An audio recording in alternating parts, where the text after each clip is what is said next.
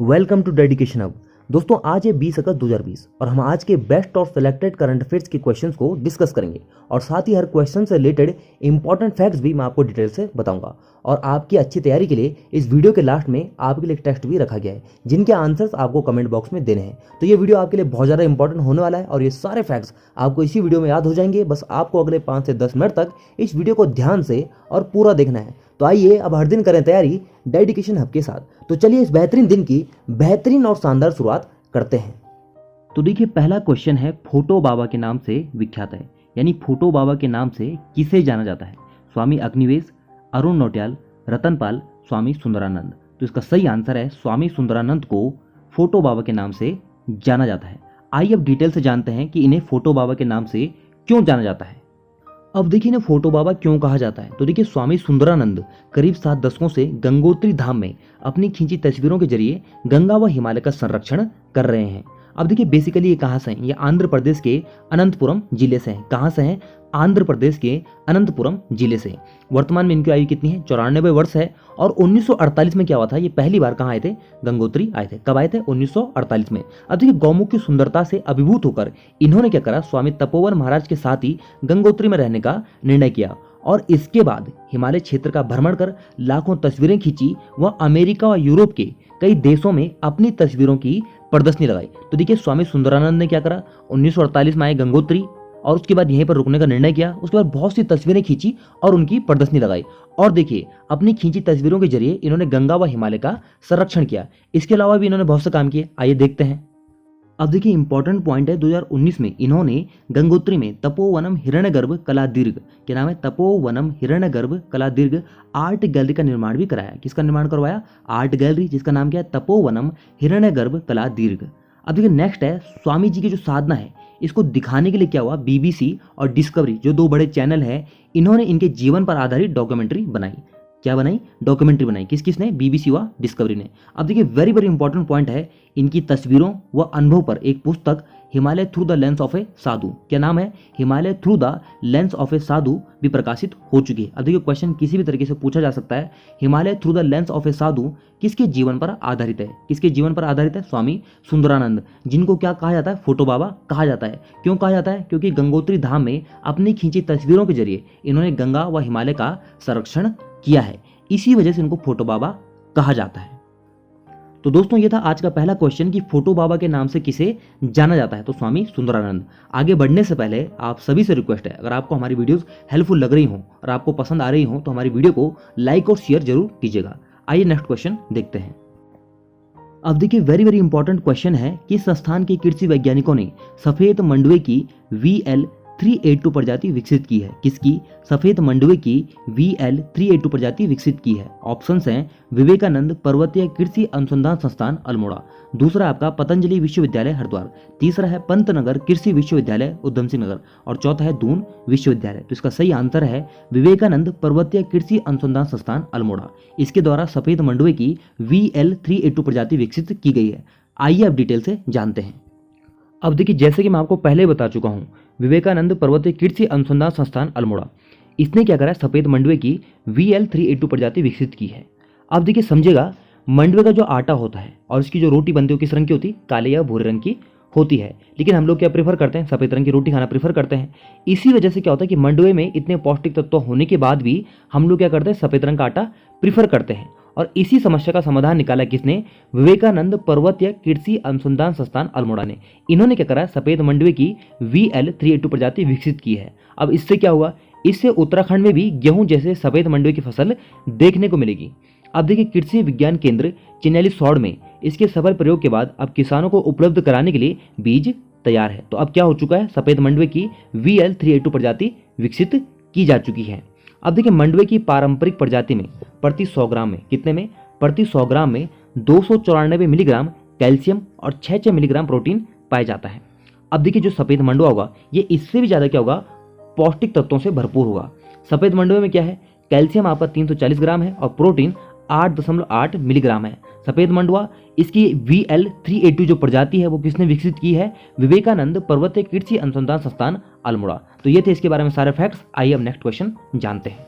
अब देखिए क्वेश्चन है, हाल ही में पर्यटन मंत्री सतपाल महाराज ने किस रेलवे स्टेशन परिसर में संग्रहालय यानी म्यूजियम बनाए जाने की बात कही है?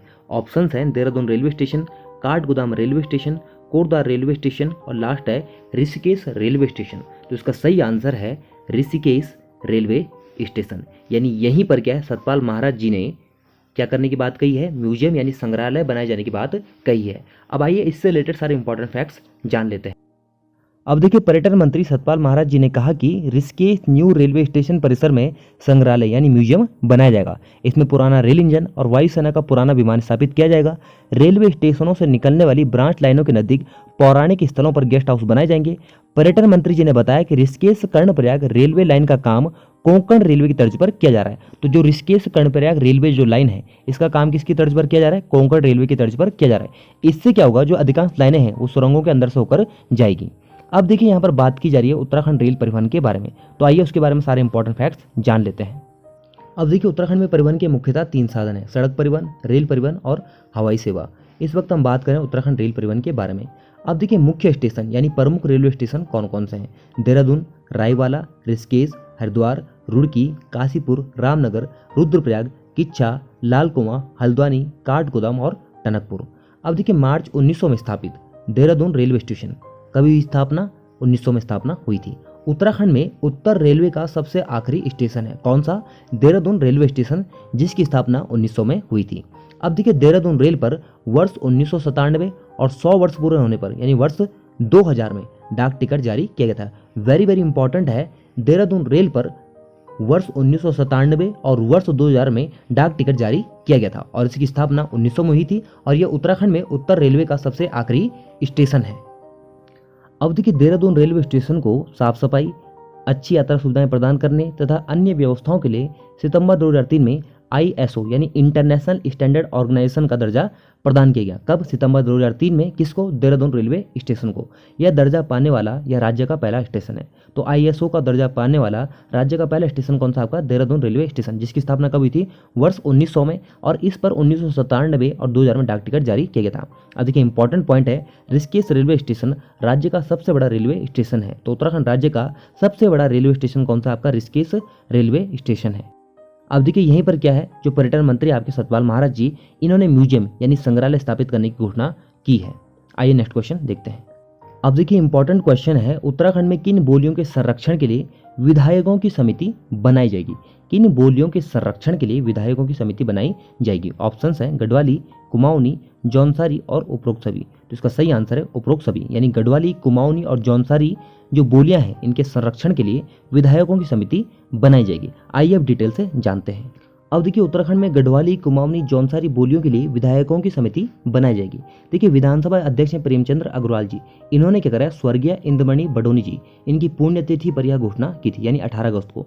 अब देखिए राज्य की बोली भाषा एवं परंपराएं विलुप्त हो रही हैं, उसके लिए विधायकों की समिति गठित की जाएगी, जिसकी रिपोर्ट विधानसभा में रखी जाएगी। अगले सत्र में समिति का गठन कर दिया जाएगा। अब देखिए यहाँ पर बात की गई स्वर्गीय इंद्रमणि बडोनी जी के बारे में, जो कि उत्तराखंड आंदोलन के प्रणेता भी कहे जाते हैं। तो देखिए 18 अगस्त को इंद्रमणि बडोनी जी की 22वीं पुण्यतिथि मनाई गई। आइए इनके बारे में डिटेल से जानते हैं। देखिए स्वर्गीय इंद्रमणि बडोनी जी बहुत महत्वपूर्ण और महान शख्सियत रही हैं, उनके बारे में हमें नॉलेज होना ही चाहिए। तो देखिए इनका जन्म 1924 में टिहरी के अखोड़ी गांव में हुआ था। कहाँ हुआ था? टिहरी के अखोड़ी गांव में हुआ था। कब हुआ था? 1924 में। उपनाम क्या? उत्तराखंड का गांधी, यानी स्वर्गीय इंद्रमणि बडोनी जी को उत्तराखंड का गांधी कहा जाता है। अब देखिए 1956 में इनके नेतृत्व में टिहरी गढ़वाल के ग्रामीण कलाकारों के दल को लखनऊ में चौफला केदार नृत्य, कौन सा नृत्य? चौफला केदार नृत्य प्रस्तुत करने पर उत्तर प्रदेश विभाग द्वारा प्रथम पुरस्कार से सम्मानित किया गया। इसके बाद देखिए 26 जनवरी 1957 दिल्ली में आयोजित अखिल भारतीय लोक नृत्य समारोह में बडोनी जी के दल को उत्तर प्रदेश का प्रतिनिधित्व करने के लिए चुना गया। अब देखिए देवप्रयाग विधानसभा से ये क्या 2 बार यूपी विधानसभा के सदस्य रहे हैं और 7 अगस्त 1994 को राज्य की मांग को लेकर ये आमरण अनशन पर बैठे। अब देखिए 18 अगस्त 1999 को इनका देहांत हो गया। कब? 18 अगस्त 1999 को देहांत हो गया। जन्म कब हुआ था? 1924 में हुआ था। मृत्यु कब हुई? 18 अगस्त 1999 में। अब देखिए 18 अगस्त 1999 को क्या हुआ? इनका देहांत हुआ और 18 अगस्त 2020 को इनकी 22वीं पुण्यतिथि मनाई गई। और इसी पुण्यतिथि के दिन क्या हुआ? अध्यक्ष, विधानसभा अध्यक्ष प्रेमचंद्र अग्रवाल जी ने यह घोषणा की कि गढ़वाली, कुमाऊनी और जौनसारी जो बोलियां हैं, इनके संरक्षण के लिए क्या की जाएगी? विधायकों की समिति बनाई जाएगी। आइए नेक्स्ट क्वेश्चन देखते हैं। तो आज का आखिरी प्रश्न है कि प्रदेश में सेब उत्पादकों की कौन सी शीर्ष सहकारी संस्था के गठन की अनुमति शासन ने दी है। क्वेश्चन क्या है कि सेब उत्पादकों की कौन सी शीर्ष सहकारी संस्था, क्या कौन सी शीर्ष सहकारी संस्था के गठन की अनुमति शासन ने दी है। तो सही आंसर है सेब उत्पादन एवं विपणन, यानी प्रदेश में सेब उत्पादकों की शीर्ष सहकारी संस्था सेब उत्पादक एवं विपणन सहकारी संघ के गठन की अनुमति शासन ने दी है। अब देखिए इसके फायदे क्या होंगे। इससे प्रदेश के 20,000 से अधिक सेब उत्पादकों को एक मंच मिलेगा और जल्द यह संस्था बाजार में उत्तराखंड के ब्रांड नाम का सेब उतारेगी। ठीक है, तो उत्तराखंड के ब्रांड नाम का सेब यह संस्था उतारेगी। अब देखिए राज्य समेकित परियोजना के तहत सहकारिता विभाग ने उत्तरकाशी के सेब उत्पादकों के साथ मिलकर काम करना शुरू किया व 15 सहकारी प्राइमरी समितियों का गठन कर लिया गया। अब देखिए सेब उत्पादकों की शीर्ष सहकारी संस्था कौन सी, सेब एवं विपणन। ठीक है, इसके गठन के बाद क्या हुआ, इन प्राइमरी समितियों की संख्या जो है एक साल के अंदर 30 सहकारी प्राइमरी संस्थाओं तक पहुंचाने का लक्ष्य रखा गया है। अभी कितनी 15 है और एक साल में कितना पहुंचाने का लक्ष्य रखा गया, 30 पहुंचाने का लक्ष्य रखा गया है। अब देखिए मोरी ब्लॉक स्थित सिंगतूर पट्टी के ग्रामीणों ने अपने क्षेत्र को एप्पल वैली बनाकर कृषि बागवानी के क्षेत्र में मौजूदा रोजगार के अवसरों का उदाहरण पेश किया है।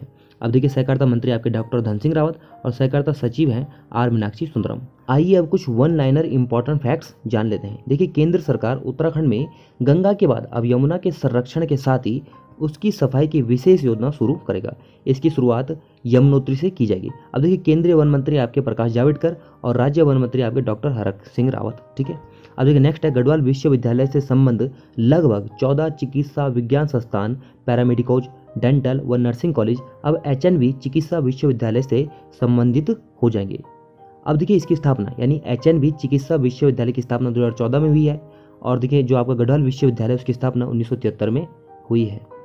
अब देखिए परीक्षा, रोजगार एवं प्रवेश की बात करते हैं। तो देखिए हेमवती नंदन बहुगुणा यानी एचएनवी गढ़वाल यूनिवर्सिटी में यूजी और पीजी के जो स्टूडेंट्स हैं फाइनल सेमेस्टर के, इनकी परीक्षाएं 10 सितंबर से हो सकती हैं। अब देखिए पीसीएसजे के साक्षात्कार यानी इंटरव्यू 17 दिसंबर से होंगे।